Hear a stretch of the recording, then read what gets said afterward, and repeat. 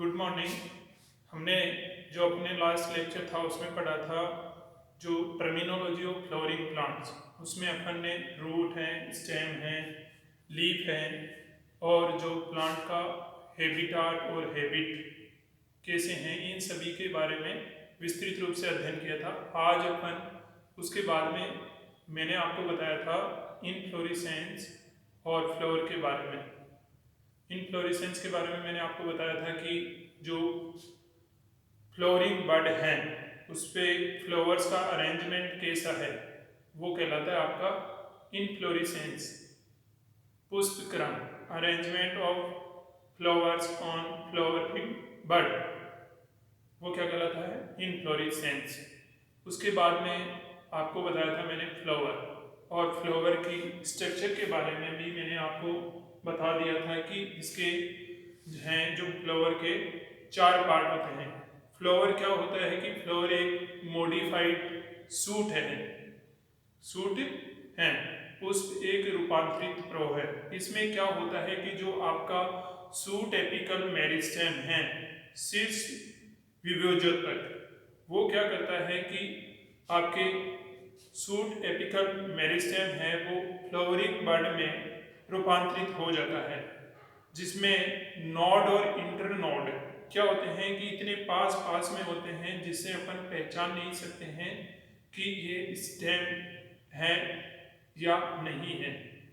इसमें स्टेम अपना पहचान खो देता है क्योंकि जो आपके नोड और इंटरनोड हैं वो बहुत, जैसे एक तरह से आपका जो चारों होल्स हैं वो इतने क्लोज प्रेजेंट होते हैं कि अपन नोड और इंटरनोड में डिफरेंशिएट नहीं कर सकते हैं।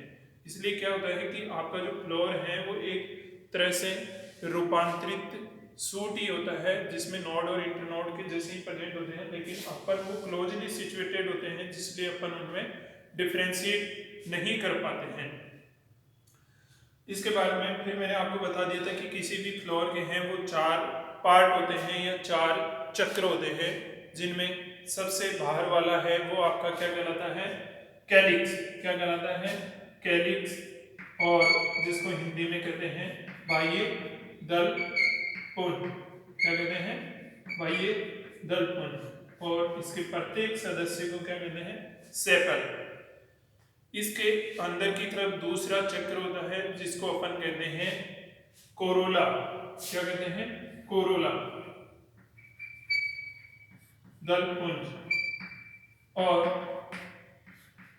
कोरोला का प्रत्येक सदस्य है, कोरोला का ईच मेंबर है वो क्या कहलाता है, पेटल।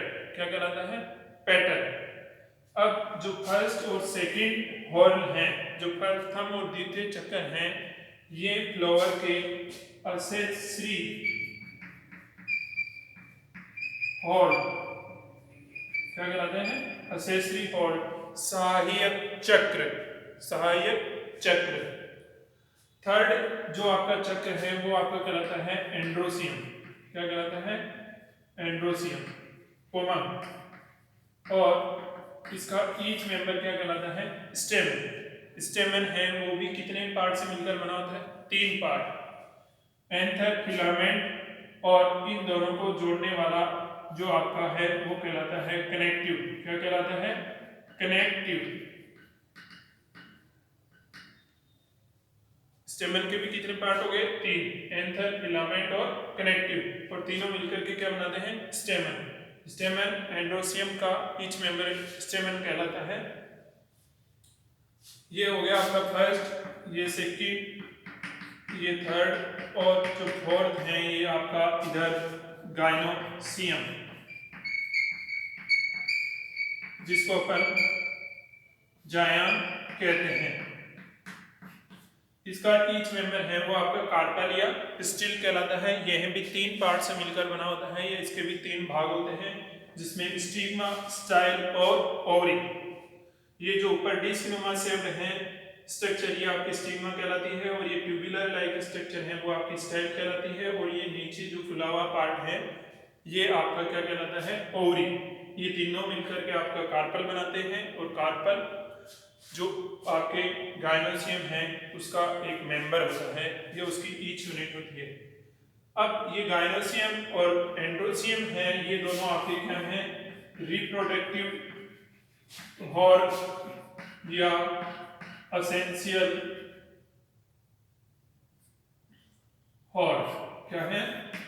रिप्रोडक्टिव हॉर्न या एसेंशियल हॉर्न। मतलब ये दोनों जो आपके जनन चक्र हैं, रिप्रोडक्शन में पार्ट यही लेते हैं। ये दोनों पार्ट तो आपके जो कोरोला और कैलिक्स हैं वो तो इनकी क्या करते हैं? हेल्प करते हैं और प्रोटेक्शन करते हैं। अब ओवरी के अंदर जो प्लेसेंटा द्वारा बहुत सारे क्या प्रोजेक्ट होते हैं, इसमें ओव्यूल्स क्या रहते हैं? ओव्यूल्स, जिनको अपन बीजांड कहते हैं। अब अपन इसमें एक फ्लावर की स्ट्रक्चर के बारे में देख लिया। अब अपन बात करते हैं कि फ्लावर हैं, उसमें कुछ टर्मिनोल होती है कि फ्लावर हैं वो कंप्लीट हैं या इनकम्प्लीट हैं, बाइसेक्सुअल हैं या यूनिसेक्सुअल हैं। जब फ्लावर में चारों पार्ट कैलिक्स, कोरोला, एंड्रोसियम और गाइनोसियम चारों प्रेजेंट होते हैं तो अपन फ्लावर को कहते हैं कंप्लीट। क्या कहते हैं? कंप्लीट, पूर्ण। मतलब आपका फ्लावर है वो क्या है? कंप्लीट है। अगर इनमें से कोई भी एक एब्सेंट हो गया तो अपन उसको क्या कहेंगे? फ्लावर को इनकम्प्लीट। क्या कहेंगे? इनकम्प्लीट। जब इन चारों में से कोई भी एक एब्सेंट हो गया तो अपन कहेंगे फ्लावर हैं वो हैं इनकम्प्लीट हैं। इसके बाद में आता है कि आपका जो फ्लावर है वो बाइसेक्सुअल है या यूनिसेक्सुअल है। बाइसेक्सुअल का मतलब इसमें आपके अगर एंड्रोसियम और गाइनोसियम दोनों प्रेजेंट है, मेल और फीमेल वाले पार्ट, तब अपन कहते हैं कि फ्लावर है वो क्या है? बाइसेक्सुअल, द्विलिंगी।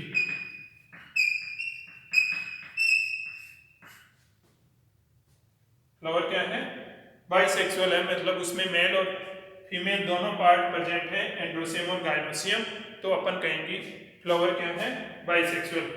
यूनिसेक्सुअल, यूनिसेक्सुअल अपन तब कहेंगे जब फ्लावर में मेल या फीमेल पार्ट में से कोई एक ही पार्ट प्रेजेंट हो, तब अपन कहेंगे फ्लावर क्या है? यूनिसेक्सुअल।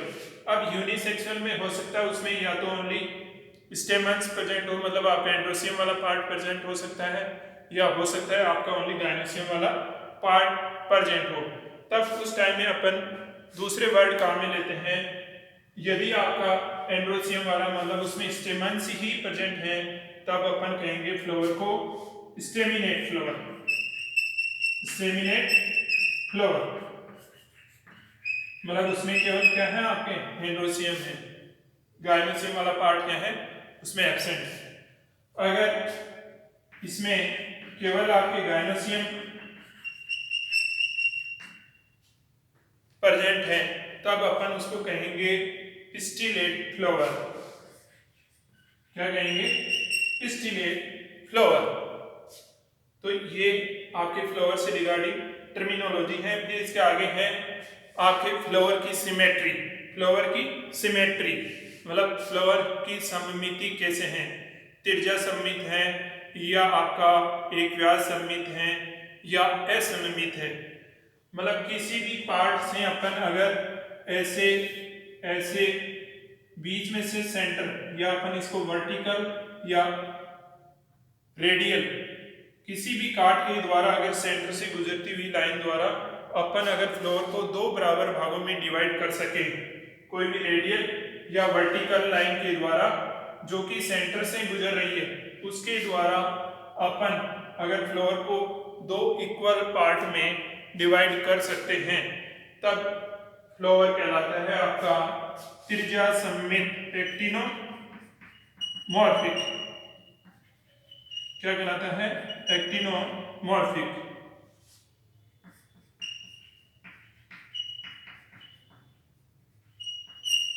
लेकिन अपन केवल एक ही किसी भी वर्टिकल या हॉरिजॉन्टल या रेडियल काट के द्वारा, केवल एक ही काट के द्वारा, इसमें तो क्या है त्रिज्या सममित में किसी भी वर्टिकल या रेडियल या हॉरिजॉन्टल किसी भी काट के द्वारा जो कि सेंटर से गुजर रही है, उसके द्वारा अपन उसको दो इक्वल पार्ट में डिवाइड कर सकते हैं, तब एक्टिनोमॉर्फिक कहलाता है।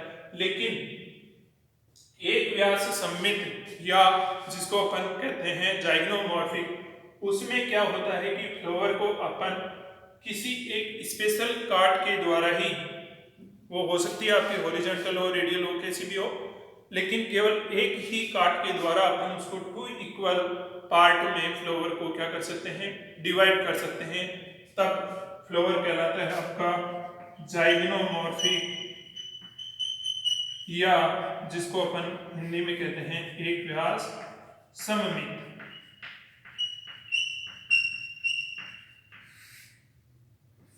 त्रिज्या सममित हैं वो आपके मोस्टली जैसे ब्रेसिकेसी फैमिली में हैं, इसी प्रकार आपके जाइग्नोमॉर्फिक हैं वो आपके मालवेसी फैमिली में हैं, इनमें पाए जाते हैं।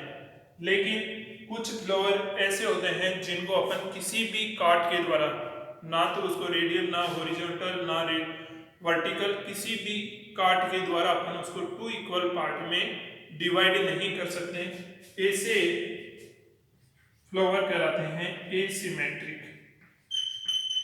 असममित। क्या कहलाते हैं? असममित। क्या कहलाते हैं? असममित। तो ये तीन प्रकार की फ्लावर की सिमेट्री होती है, त्रिज्या सममित, एक व्यास सममित और असममित। अब आगे आता है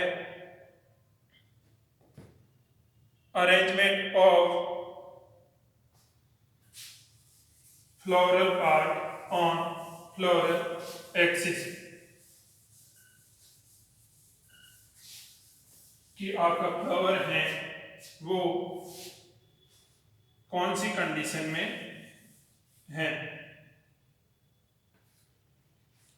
अब इधर देखिए, इस डायग्राम में आपके जो कैलिक्स, कोरोला और एंड्रोसियम में आपके तीनों जो चक्र हैं, फर्स्ट, सेकंड और थर्ड, मीन आपका कैलिक्स, कोरोला और एंड्रोसियम, तीनों क्या है कि आपके गाइनोसियम से नीचे जो ओवरी होती है उसके नीचे से निकलते हुए दिखाई दे रहे हैं। मतलब इनकी लोकेशन क्या है? आपके गाइनोसियम से नीचे, क्या है? नीचे। तो ऐसे फ्लावर कहलाते हैं आपके हाइपोगाइनस फ्लावर। क्या कहलाते हैं? हाइपोगाइनस फ्लावर, या जिसको अपन कहते हैं अधोजायंगी पुष्प। समझ गए ना? इधर देखो, ये जो आपका थैलेमस है, थैलेमस में आपके जो कैलिक्स, कोरोला और एंड्रोसियम तीनों हैं वो ओवरी से नीचे की तरफ से निकलते हुए प्रतीत हो रहे हैं, जबकि ओवरी की कंडीशन क्या है? इनमें सबसे ऊपर है। तो ये वाली कंडीशन कहलाती है, इसमें आपका फ्लावर तो कहलाएगा क्या? हाइपोगाइनस फ्लावर या अधोजायंगी पुष्प। और ओवरी की कंडीशन हो गई सुपीरियर, ये तो सब क्या है? नीचे, इंफीरियर है, जबकि ओवरी क्या है? ऊपर है। तो इस कंडीशन में अपन ओवरी को कहेंगे सुपीरियर ओवरी, सुपीरियर ओवरी।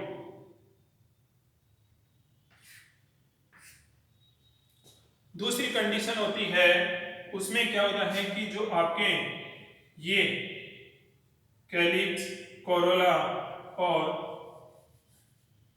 ये तीनों एंड्रोसियम वाले पार्ट हैं, वो आपके क्या होते हैं कि ओवरी तो आपके ये नीचे की तरफ, और ये आपका पुष्पसन थैलेमस हो गया, और इसमें ऐसे जाकर के यहाँ से ये आपका एंड्रोसियम हो गया, और यहाँ से आपके ये कोरोला वाला हो गया, और यहीं से आपके ये कैलिक्स वाला हो गया। मतलब ओवरी से ऊपर की तरफ से निकलते हुए प्रतीत हो रहे हैं दोनों तरफ से।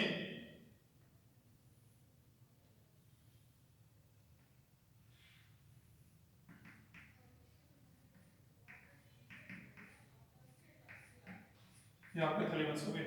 इस कंडीशन में ओवरी की लोकेशन क्या है, नीचे है, जबकि तीनों पार्ट हैं जो आपके कैलिक्स,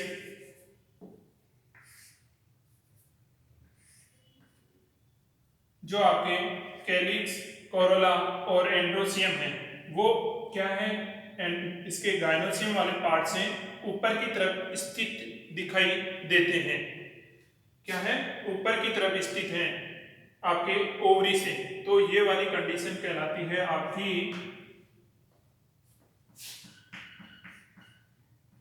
एपीगाइनस।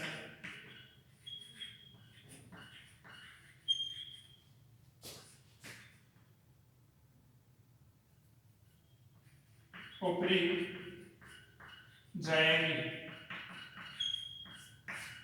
मतलब जो आपके कैलिक्स, कोरोला और एंड्रोसियम जायन से क्या है, ऊपर की तरफ है, जायन से क्या है, ऊपर की तरफ, तभी लिखा हुआ है ऊपरी जायांगी। क्या है, ऊपरी जायांगी। और ओवरी इस कंडीशन में क्या है, इन तीनों से नीचे, तो ओवरी को लिखेंगे अपन इंफीरियर ओवरी।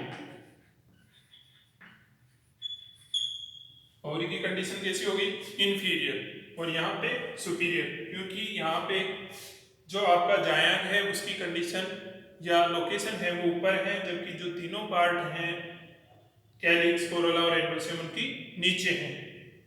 तो ये क्लियर हो गया। अब एक थर्ड पोजीशन और होती है इसी में भी, पेरीगाइनस। Perigynous flower. इसमें क्या होता है कि जो आपके कैलिक्स, कोरोला और एंड्रोसियम हैं, उनमें ये बीच में से आपके जो हाफ ओवरीज में हाफ सुपीरियर और हाफ इंफीरियर, यहाँ बीच में यहाँ से निकलते हुए प्रतीत होते हैं, बीच में से, मिड में से, हाफ इधर और हाफ इधर, कैलिक्स, कोरोला और आपके एंड्रोसियम। तब उस कंडीशन को कहते हैं पेरीगाइनस फ्लावर, परिजायांगी। क्या कहते हैं, परिजायांगी। और ओवरी इस कंडीशन में कहलाती है हाफ सुपीरियर इंफीरियर ओवरी, अर्ध ऊर्ध्ववर्ती। क्या कहलाती है, अर्ध ऊर्ध्ववर्ती।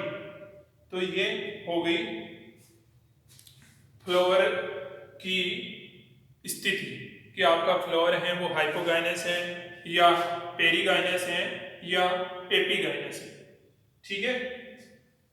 अब आगे अपन लिखते हैं कि फ्लावर हैं वो ब्रैक्टिएट हैं या ई ब्रैक्टिएट हैं, मतलब उसमें सहपत्रिका प्रेजेंट है या एब्सेंट है। इधर देखो, ये आपका क्या है, पेडिसल। क्या कहलाता है, पेडिसल, जिसको अपन पुष्प वृंत कहते हैं।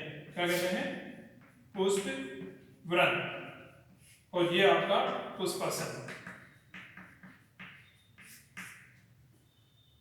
पेडिसल पर अगर यहाँ पे जहां से ये आपकी फ्लोरिंग बड है, ये फ्लोरिंग बड है जिसको अपन टर्मिनल बड भी कहते हैं, अगर वहां पे पेडिसल के बेस पे अगर यहाँ पे लीफ लाइक स्ट्रक्चर्स प्रेजेंट हो तो वो क्या कहलाती है, ब्रैक्ट्स। क्या कहलाती है, ब्रैक्ट्स। सहपत्रिका। क्या कहलाती है, सहपत्रिका। अगर यह सहपत्रिकाएं एक या दो हो तब तो अपन इसको ब्रैक्ट कहते हैं।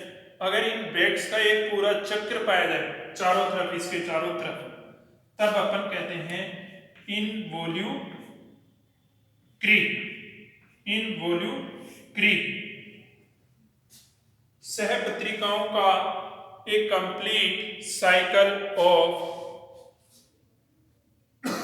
सॉरी या a complete horde of bracts is called involucre। सहपत्रिकाओं का चक्र क्या कहलाता है, इनवोल्यूक्री। ठीक है। और जिस फ्लोर में ये ब्रैक्ट्स प्रेजेंट होती है उस फ्लोर को कहते हैं ब्रैक्टिएट फ्लोर। क्या कहलाते हैं, ब्रैक्टिएट। अगर ये ब्रैक्ट्स एब्सेंट हो तो फ्लोर कहलाता है आपका ई ब्रैक्टिएट। क्या कहलाता है, ई ब्रैक्टियम। अब यदि आपके थैलेमस और पेडिसल के बीच में यहाँ पे अगर कोई पेडिसल पे बीच में हो सकती है या पेडिसल और थैलेमस के यहाँ अगर फ्लो ब्रैक्ट्स प्रेजेंट हो तब उसको कहते हैं ब्रैक्टियोल्स, सहपत्रिकाएं। क्या कहते हैं? सहपत्रिकाएं। या तो आपके पेडिसल के ऊपर बीच हो ब्रैक्ट्स के ऊपर, या आपके थैलेमस और पेडिसल के यहाँ पे पुष्पावली जो पुष्पासन होता है उसके नीचे और पुष्परंध्र, तब अपन कहते हैं उनको ब्रैक्टियोल्स, सहपत्रिकाएं, सहपत्रिकाएं। और जिस फ्लोर में ब्रैक्टियोल्स प्रेजेंट होती है उस फ्लोर को कहते हैं ब्रैक्टियोलेटेड। क्या कहते हैं? ब्रैक्टियोलेटेड। और जिसमें एब्सेंट होती है उसको कहते हैं ई ब्रैक्टियोलेटेड। ठीक है। इसी प्रकार जैसे यहाँ होल्ड ऑफ ब्रैक्ट्स क्या कहलाता है? इनवॉल्यूटरी। इसी प्रकार जो आपके एपीएसी फैमिली है, एपीएसी जिसमें आपके सारे स्पाइसेस आते हैं मोस्टली, जैसे धनिया, गाजर, आपके जीरा, क्यूमीन हो गया, कोरिएंडर, और आपके डॉकस कैरोटा है, आपके फेरुला सावोइट्रिडा है, ये जितने भी आपके अजवाइन, ट्रेकिस परमामेमी हो गया, ये जितने भी जो स्पाइसेस हैं उनमें क्या होता है कि जैसे आपका जो इनफ्लोरेसेंस होता है उसमें ये आपका पेडिकल होता है और पेडिकल पर से पेडिसल यहाँ पे निकलते हैं और इन पेडिसल पे यहाँ पे एक छोटी छोटी ब्रैक्ट्स का जो चक्कर होता है वो तो आपका कहलाता है इनवॉल्यूक्री। और इसी प्रकार यहाँ पे जो पेडिसल है ये तो हो गया आपका पेडेंकल, पेडेंकल पुष्पावली व्रण, पुष्पावली व्रण। और ये आपके पेडिसल और पेडिसल आगे चल के फिर ऐसे ये आपके फ्लावर्स प्रेजेंट हो गए। इसी प्रकार इधर भी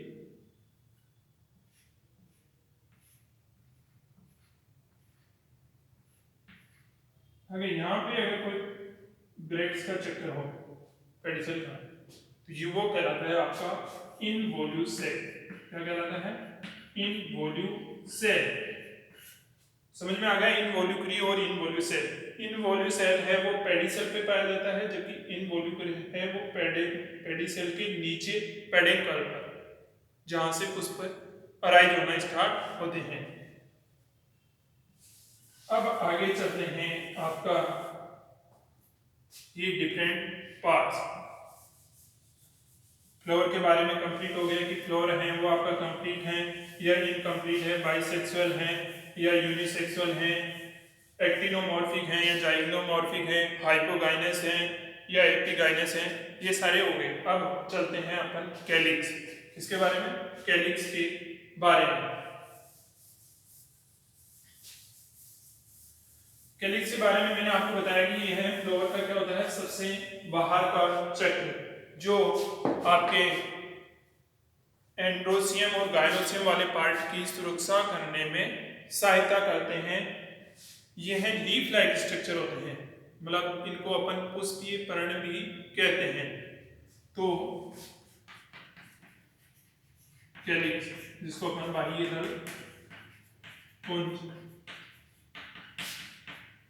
कहते हैं, और इसका ईच मेंबर है वो आपका कहलाता है सेपल, या जिसको अपन कहते हैं बाह्य दल। ठीक है। अब बाह्य दल हैं उनकी संख्या है वो फ्लोर में हो सकता है मोस्टली तो क्या कितनी होती है इनकी? 5। मोस्टली कितनी होती है? 5, लेकिन किसी में 4 भी हो सकती है, किसी में 6 भी हो सकती है और किसी में 7 भी हो सकती है। जब ये सेपल्स बाह्य दल, जैसे मान लीजिए कि ये आपको एक फ्लोर डायग्राम के अंदर बता रहा हूं,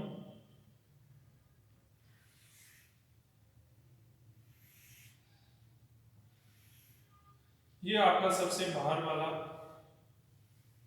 चक्र है वो आपका हो गया कैलिक्स।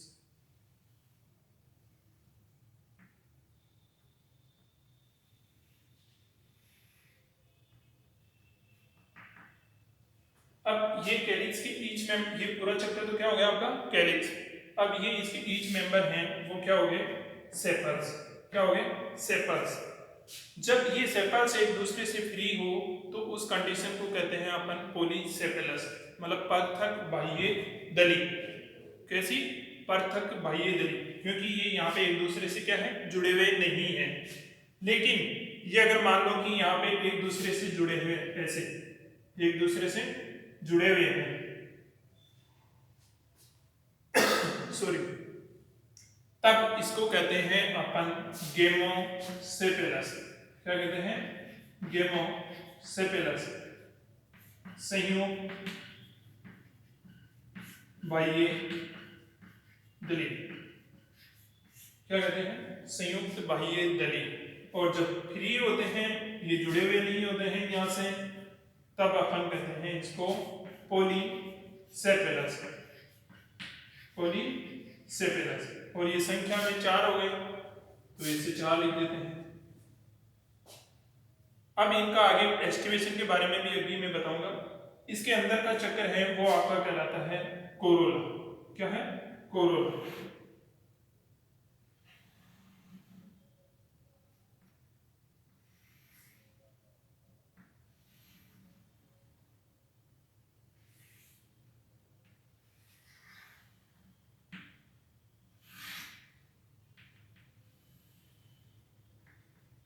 ये क्या है आपका कोरोला। इसी प्रकार कोरोला का भी जो दूसरा चक्र है दलकोण,